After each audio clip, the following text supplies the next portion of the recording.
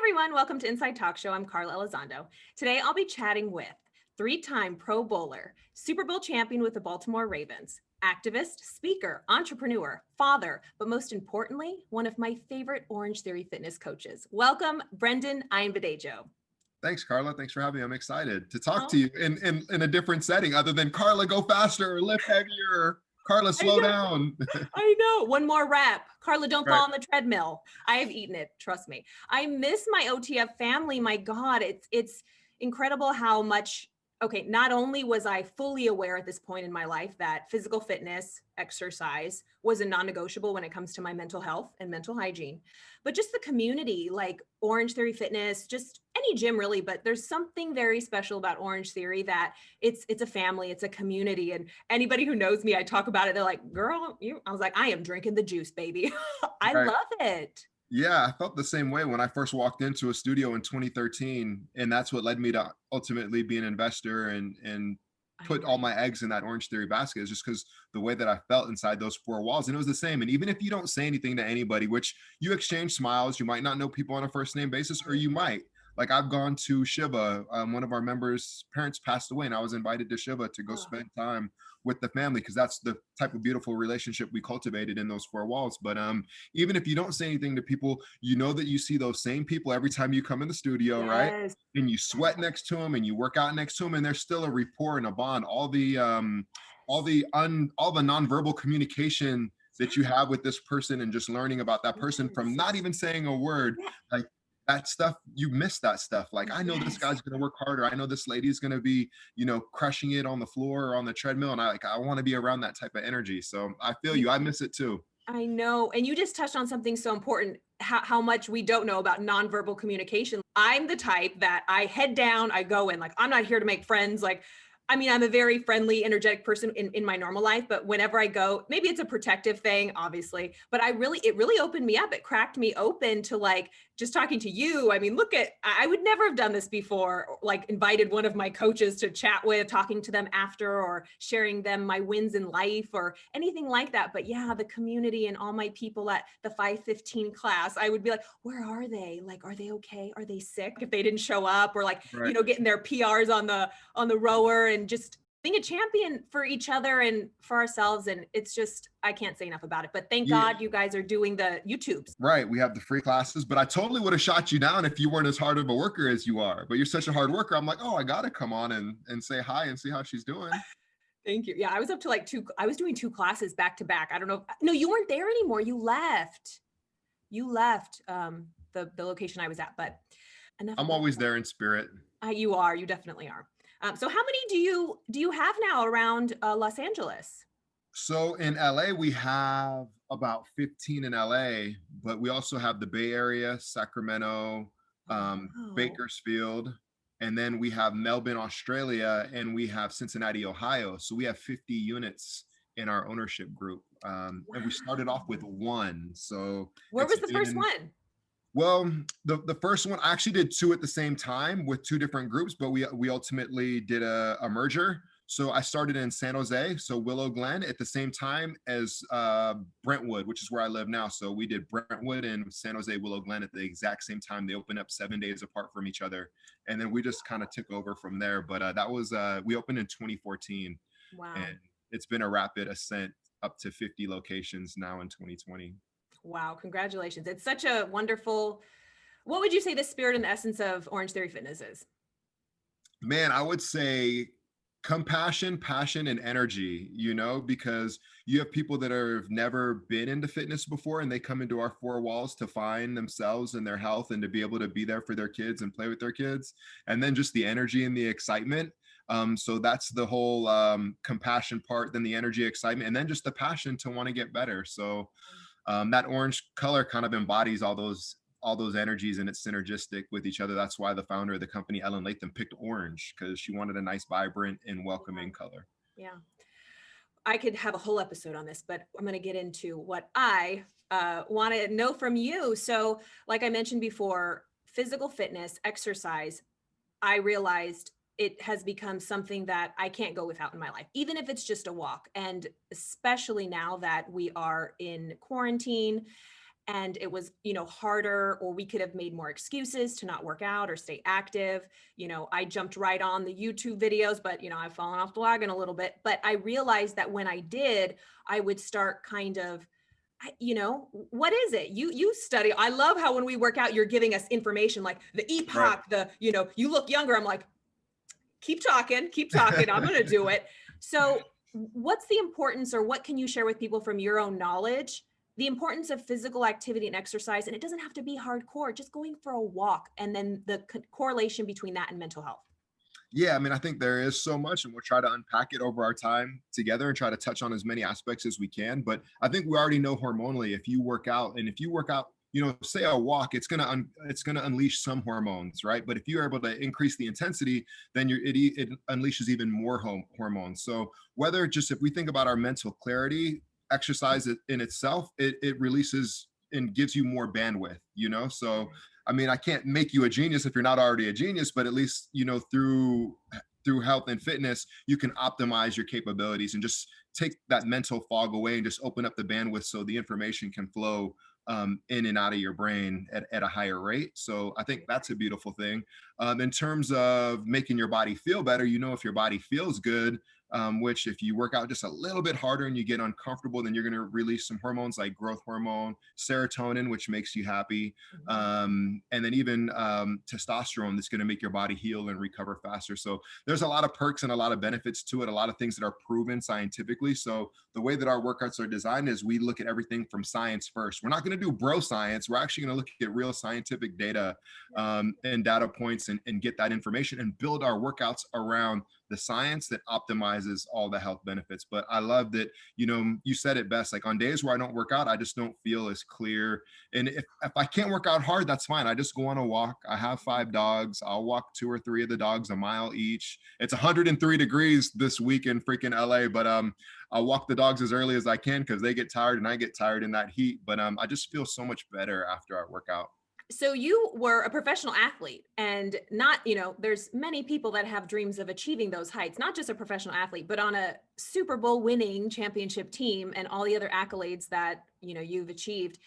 I want to talk about mindset, the importance of mindset when it comes to mental health and just everyday mental hygiene. I share a story that for me, I was working out. I was going to Orange Theory in the morning.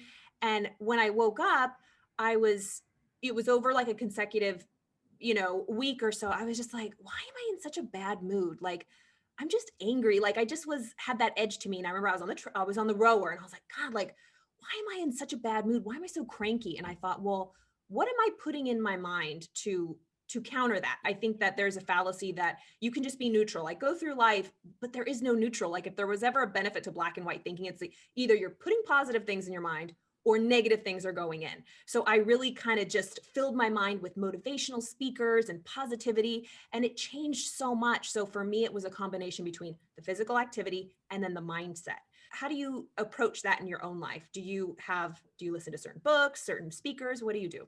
Yeah. I mean, I think there's a third component to it as well. And that's just like clinical diagnosis, like what is going on? Like if it's not my mindset, and if it's not, the activity that I'm doing, then is there something clinically? And that's probably the component I'll leave out the most, because I'm not a psychologist or a psychiatrist, but there is that clinical component. So that's not my area of expertise. But Right. in terms of mindset, I've always been an underdog.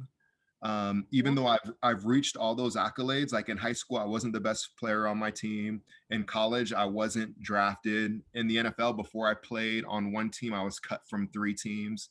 So I've always had something to prove. And like even now, like I feel like I've accomplished a lot. I still wake up every day. I'm like, okay, what do I have to prove today? Which it can be good. I don't go neurotic about it, that like I always want to prove myself, but I always feel like there's something to be done. Yeah. There's something more I always feel I need and want to accomplish. And maybe there's a little neuroticness there as well. Maybe I just need to Hey, chill out some days. without vision, the people perish, my friend. This is true. You have to have a dream. You always have to have a Yeah, goal absolutely. to work towards. So Always. So I always feel like I have something to work towards and something I'm trying to accomplish. And like even now, like at 44, like I want to be the best version of myself every day. So like if you look on my Instagram, I'm always still like flexing, and I'm always still working out, and just doing everything I can to be the best father, the best entrepreneur, the best husband, But yeah, so I'm always putting positive things into my mind. And when I was probably 18 years old, we had a team sports psychologist. Ooh, And we're talking 1990, 95 or 1994, and it's real popular now that people have team psychiatrists, but like he would take the entire team and like lay down on the grass, smell the grass, pretend you're in the game. What do you envision yourself doing? wow. Can you hear the crowd noise? What color is the grass? Like, and you put yourself in the places. And then he's like, okay, now envision you going through your assignment, envision you being successful, envision making the play of the game, the winning touchdown. So I learned that early on. And then from then on, I always visualized no matter what it was. Like even just having my babies, I'd visualize having healthy babies and my wife recovering and this baby coming out healthy. So I'd always put kind of that mental component of positivity and putting it out there. And then even saying things that I want to achieve and accomplish, where Affirmations. some people don't say that because they're like, don't ever tell people your goals and dreams because they might do this or that. But like, I'm only worried about me and controlling myself, So I always would put my visions out there, and I'd always say, hey, one day I'm going to have 100 Orange Theories. And that's when I had one or two or three. So we're halfway there. So we still want to get to 100. But I always put the positive message out there, and I always think positively, because ultimately, however you think, that's what's going to ultimately happen. If you think that something negative is going to happen, there's a higher chance that it's going to be negative. If you think something positive is going to happen, then there's a higher chance it's going to be positive. So I always think in the positive, but I like a little bit of angry. I like a little bit of piss and vinegar in there. You got to mix that in there I too can as tell in well. your playlist, you're like, who, like sometimes we're, you crack me up. It always makes me laugh when the different coaches have different playlists. I'm like, ooh, this morning I'm like, ooh, okay, I feel you. I feel you. Right, right. And then you would throw out something funny like that. She requested that. It was like, like a mom or something. She's like, what? Right. Oh my God. Well, you just answered one of my questions because I was going to say visualization. I don't think anybody reaches, I mean, let's talk about the greats, Martin Luther King Jr., Mahatma Gandhi, anybody who has achieved huge things, they visualize it, they speak it. Muhammad Ali, they proclaim it, they affirm it, not just to themselves, but to the world. And I think like that's something new for me. This past year, I've been doing affirmations in the mirror. I got me my 3x5 index cards. Of course, I thought it was cheesy. I thought it was this, but it works. It works. And maybe if you're too embarrassed to do it, maybe that's why, that's the 1 degree you're missing in life to, get humility and get down to it and do the things that the greats have done. If you want to be great, follow the leader, don't follow people who have mediocre success. If you want to be great, do exactly what those people say. So I work with kids. I work with a lot of kids. And that is the age when all of the, fundamental, foundational, the paradigms are laid, all of the, programming. Would you say you were always a positive kid, or did you really have to, like you said, you were an underdog, did you have to overcome negative programming to kind of win overall? Yeah, I mean, I think that there was a lot of different things around me as a kid. There was coaches that didn't believe in me. There was coaches that did believe in me. There was coaches I didn't get along with. There was teachers or parents but I think it all kind of came together around the time I was 18 because I had the mental capacity and capability to understand things as Right. well. Just the mental maturity and maybe a little less of my adolescent testosterone that was kind of would make me see things one way. I started to and expand my vision on how to be successful and what I had to do to be a responsible person to be successful. But I think some people also worry about the evil eye thing that, oh, there's jealous people out there. Don't show them, don't let them know your moves or what you're going to do next. But like, I don't even worry about any of that stuff. Like whatever Brendon's going to do, I'm going to say it. I'm going to affirm it. I'm going to proclaim it. And I'm going to go out there and do what I have to do to chase it. Would you say that was when you kind of shifted and caught that kind of bug, so to speak, of mindset when you were 18? Yeah, around the time I was probably 18 was when I was able to put all those different components together with the help of finally having a psychiatrist and even or a psychologist with my team in junior college at Cabrillo Junior College. But even in terms of like injuries and whatnot, like I'd visualize, like if I got nicked up or beat up in a game, I'd visualize my body healing, like the strains of the muscles fibers connecting with each other and just healing and growing and just being healthy, or just visualize myself being stronger or more powerful. And once I was able to unlock that, and I think that if you're younger, you have more of a ability to do those things, like unorthodox things. If Right. you're taught these things when you're younger, adults already think like, okay, this is impossible. Like I can't achieve this or I Right. can't do that. But like if you take a 5-year-old kid, what do you want to be? I want to be a superhero, or I want to be this, or I want to be that. Like their minds are unlocked. So Yes. also as we get older, the sooner you can start affirming and believing in yourself, because that kind of gets stripped away from you when you're older, the more you can hold on to that, I think the more it's going to give you a chance to be more successful later on in life. So Yes, because when you're younger, I would say, you know, this is the way I see it. When we're younger, between the ages of like, birth and like 8, that's when the cement is being laid. So it's wet cement. When you get older, it dries, it dries, it dries. So when it's dry, you can always change it, always, but it's harder work to change it, I think. But it's so easy to mold it when you're at that age. They're so open, their subconscious is wide open and so easily influenced. And I think you led right into my next question. You're a father. Is it 4 now? I have three, 3. Okay. maybe soon 4. Well, you never know. I gotta talk my wife into it, but we'll see. All right. So you have 3 kids. What do you do, or for the parents out there, what successful tips can you share with how you intentionally try to positively program your kids and teach them what you say is helpful to learn at a younger age? Yeah. I mean, I think parenthood is probably one of the greatest challenges and also the most rewarding thing that I do. I don't know yet if I'm successful because, one kid's 15, she's a sophomore in high school. My other kid's 9, and then I have a 9-month-old. But I think the most important thing is you want to be there for your kids and you want to love your kids. Those are things that I didn't have as a kid. Of course, my parents loved me, but my parents weren't really around. Grew up in a single parent household, 3 kids on welfare and all that stuff. And, my mom also worked as well as having government assistance. I was a latchkey kid, so I want to shower my kids and give them as much love as possible, as much love as I'm capable. I'm not like the perfect lover either, but I'm always growing and always working on it. But I think I try to show my kids through example, and I try to talk to them as well. My daughter's 15 and she's a little less communicative now than she was when she was younger. But with my son in particular, now that he's 9, I remember that was one of my most fun one of the most fun ages when I had my daughter that's now 15, was being with her when she was 9 and just talking about, hey, like, what do you love about our family? And what can I do better as a dad? What do you want to see more of? Just trying to pick their brains, but really ultimately engage in conversation and just leave it open. So along with just loving them, supporting their goals, I purposely named my son Amadeus instead of like Brendon Jr. I named Yeah. him after Mozart, so he can be whoever he wants to be and whatever he wants to be. I try to instill into them a lot of values. So I always wear my LGBTQ plus bracelet or band on my watch, and we talk about the issues, Black Lives Matter, the presidential race that's going on right now.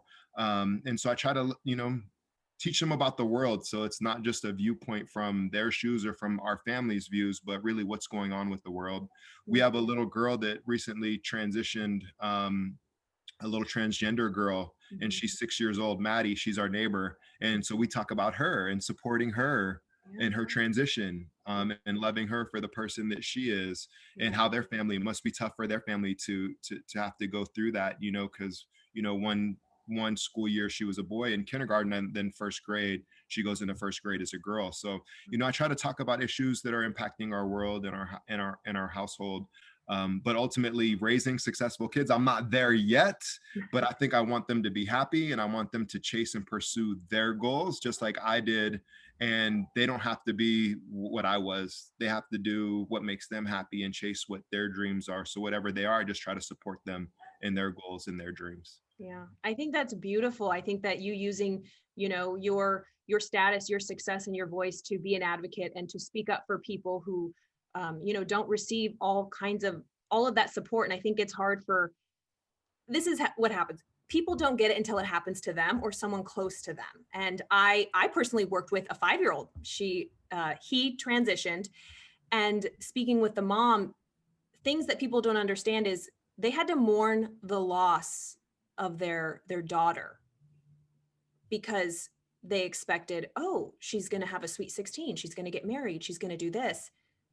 But clearly at 5 and 6, he knew who he was. Right. And so that's the toughest part, to know that it's the loss of a thought and idea. I mean, to think. So that just adds another layer of compassion for anyone listening who might not get it, to kind Right. of just Understand, the opposite of ignorance is understanding, and ignorance isn't a bad word. I'm ignorant Right. in so many So ways. many And things for sure. yeah, so just How getting you the knowledge. respond to it. Yes, and the more knowledge you have, you might not agree with some things, but at least it takes away the anger and the misunderstanding or the confusion. So, applied knowledge is power. Another topic I want to touch on, you did mention that you grew up poor, welfare. For me, I grew up poor, not on welfare, but we used some help. And I had a hard time transitioning, getting older, being successful, my mindset around money, my paradigm around money, what I deserved, what I could earn. And I'm sure you understand, you can't earn or get more than your self-image allows. Did you have trouble with accepting more abundance or wealth in your life? Because you've achieved success. Was that hard to transition? Um, I think the transition wasn't necessarily hard, but equipping myself with the education to have wealth and to preserve wealth, that was a little bit more difficult. Learning how to minimize expenses and liabilities, whether that be taxes or, oh, go buy it. The first thing you should do is buy a home. Well, maybe not necessarily. Maybe the first thing you should do is invest in your 401k, a Roth, maybe life insurance, and then maybe later on get a home. So there's less liabilities, because there's liabilities with real estate. So I think just learning the rules of the trade. And I think in the last maybe 3-ish years, I came into another wealth bracket and then learning what happens and what you need to do at this new elevated health wealth bracket that I'd never been at before, not even when I played.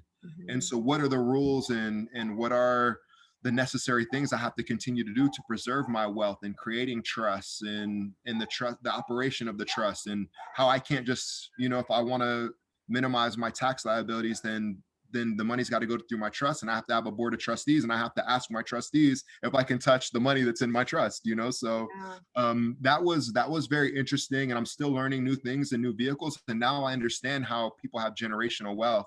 And our country's not designed for you to pass down wealth, but there's a way to do it if you design it properly. So I'm still always learning. I've gotten into venture capital, which is very interesting, and I really love it. It's kind of like being on Shark Tank all the time. And there's just so many things you can do, and building your house of wealth, and a strong foundation in your house of wealth and building your wealth. But yeah, if you're stuck in a certain place or you didn't grow up around these things, like imagine my mom was always an employee. She raised me to be an employee. But luckily, I was able, in the NFL, I was an employee, but then, I did my MBA and eventually I became an employer. And Right. so, how am I going to raise my kids to look and view and see money? I think you're kind of bound by what your parents teach you, and that can keep you in a certain place. If your if Absolutely. your parents had never graduated from high school, then you're successful if you graduate from high school. If your parents have never graduated from college, then you're successful just because you graduated from college. But like, what's the moonshot? Like, how Right. can you go from a parent that maybe didn't even do high school? Can you get a PhD, or can you accumulate a certain kind of wealth, or take your family into a new bracket, which is a huge jump and a huge stretch, but the chances are slimmer that you're going to do that if somebody before you hasn't accomplished it. So just continuing to step the ladders and learn. And now I have to teach my kids about the trust and protecting the family's wealth, and then what are they going to leave for their kids and their families and the next generations of Ayanbadejos and Uzgategis that come storming through the world. So that's a fun thing, and I'm very fortunate that I can do it. But you're absolutely right. If you're not taught these things and you're raised in a certain socioeconomic bracket, then the chances are that you'll stay in that bracket. And we see that our generation's the first generation that's not living as wealthy as our parents. Right. So what can we do to flip that? And can we jump a couple brackets and continue to teach economic resilience and different levels of socioeconomic conditions, or breaking those conditions and those chains, and really elevating the next generation. Yeah. Breaking the status quo. And I think it's for a lot of young people or people that have grown up in that, they have limits. They're like, well, this is what I see, this is what I do. So that's what a paradigm is. My goal for myself, I mean, anything that I talk about or that I teach, it's because I'm going through it. I think that's anybody who's speaking to really shift. And I was the first one to graduate from college in my family. I was the first one to, go after big, crazy things in my family. I was the first one to travel in my family. I mean, we were not a vacation family, but I was lucky enough to have my beautiful friend, Kat. She took me from a first time to New Orleans on an airplane. It was my first time. I was so nervous, and I caught the bug, and I started saving my money and traveling myself and breaking the generational kind of just those stigmas that we put on ourselves. Like, well, we're not that type of family. Like, we don't Right. do those types of things. So I Yeah. think it's wonderful to not feel intimidated by getting educated about finances or venture capitalism or stocks, and knowing that you can do it. It's not out of your reach, because I feel a lot of people think, even when it comes to education, like philosophy, who am I to read Epictetus, and who am I to read quote Marcus Aurelius? It's like, this is not specialized knowledge for a special group of people. It's for everyone. And one Right. of my big goal is to just normalize it. It's for everyone. It's in all of our reaches, and just to go for it, and you take the limits off. You can be whatever you want. And I just love that. I love your message, and I love everything you said. So Yeah, and I love that you equated it to traveling, because there's so many ways to educate yourself. Education doesn't come in a classroom only. It exactly. can't come in a classroom. It can come via Google. Obviously, you want to have accredited things that you're reading, but Right. it comes through travel and learning other cultures and experiencing other countries. Like when I was in Rome and I was in the Pantheon, I was like, oh my God, this is amazing to be in this building that's thousands and thousands of years old, or to go into the Colosseum and It to the belly of changes the Colosseum. you. Yeah, it does. It's amazing. Like people walked in these places thousands and thousands of years ago, and I'm walking in the same ruins in the same places that they walked in. Um, and then you get to learn some of the things of the great philosophers as well that you're talking about. So yeah, I mean, there's so many different ways to educate yourself beyond the classroom. You Mhm. can learn things from other people's experiences. You're obviously going to learn things from being on podcasts and the education that you're bringing to people. So it's a beautiful message. And yeah, I think traveling, obviously there's a cost to Huge. My stepping on the goal, this is plane, what I but want to do, Brendon. I want to take people that never think they would travel. I want to take a group of kids. They can write essays. They can sign up why they would want to do it. Or I would just pick them like kind of like a scholarship, and we would, travel over the summer, and they would learn experientially, because travel changes you. It's so formative in my, when I was in Rome, I was like, how did they build this? It blew my mind. I was just like, it puts things in perspective. Or when I was in Costa Rica and I saw amazing lightning storms over the ocean, I'm like, I am an ant on this earth. It's boundless, the education that you get, not just of the humanity, but of the world of creation. It's just, it's so inspiring. And I am 100% on page with you with that one. well, So let me know when you go on a trip. I want to go on some fun trips. Costa yeah. Rica would be great. I was a part of a program that my buddy Michael Skolnick created. It was called ECOP, Equal Opportunity Production. So equal opportunity, and this is in 1994. So ECOP was the first program to bring kids from the United States to Cuba, because at the time you couldn't go to Cuba, Right, right. and so it brought American students, and they did a student exchange in Cuba. And then later on, they went to Swaziland, which is inside of South Africa, which is one of the last kingdoms in the world. And I mean, it has its own problems because yes, it's a kingdom. It's not like a democracy. But so that was very interesting. I couldn't go because I was playing at the time. But man, those would have been some amazing trips to go to Cuba in 1994 or 96, to go to Swaziland and see one of the last kingdoms that exists in the world. Well, there's plenty of time, Brendon. Plenty of time. There's time now. I just got to get all three kids and pack them in and jump on a plane as soon as we recover from this thing. I need to go spend some time on a beautiful beach. Costa Rica sounds good. Maybe Tulum, Mexico, or Oof, beautiful. Hawaii. Maybe get out of the United States, but I'm definitely due. I've been stuck in this damn house the last 6 months. Yeah, yeah. Well, I see all the fun you have on Instagram. I love that I'm on Instagram now. And I told you I'm new to it. I'm like, oh my gosh, I'm a part of the world. I saw you working out with your son the other day. I'm like, oh, this is so fun. So it's just ways to kind of see how people interact, stay active, incorporate, with their kids, getting them active and healthy. So I love that. Where can people follow you and find you and see you?